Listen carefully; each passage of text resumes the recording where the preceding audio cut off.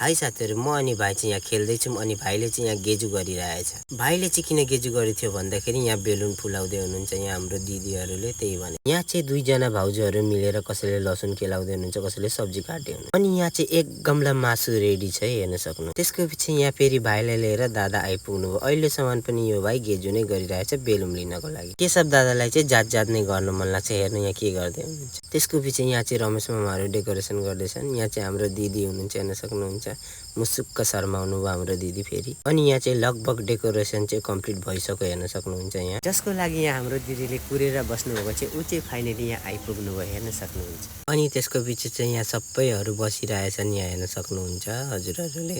यहाँ चाहिँ हेर्नु सबै दाजुभाइहरू सबै यता बसेका छन् है। अनि त्यसको पछि चाहिँ हजुरआमाले यहाँ लोटाहरू जनै सुपारीहरू के लिएर यहाँ राख्नुभएको छ हेर्न सक्नुहुन्छ। अनि यहाँ चाहिँ ठुला हजुरबाले पूजा गर्न थाल्नुभयो हेर्न सक्नुहुन्छ।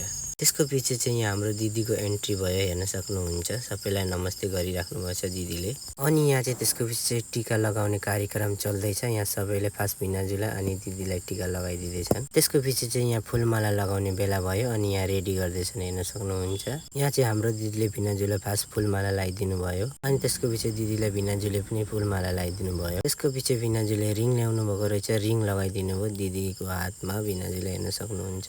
हाम्रो आसाममा चाहिँ यसरी आसामिस गम्छा दिने चलन छ हेर्न सक्नुहुन्छ। अनि हजुरआमाले चाहिँ भिनाजुलाई गम्छा दिनुभयो। यहाँ चाहिँ यस्तो मोमेन्ट भयो सबैजनाले टीका सिका लगाइदिइरहेको थियो। अनि पवित्र दिदी चाहिँ यहाँ इमोसन हुनुभयो हेर्न सक्नुहुन्छ।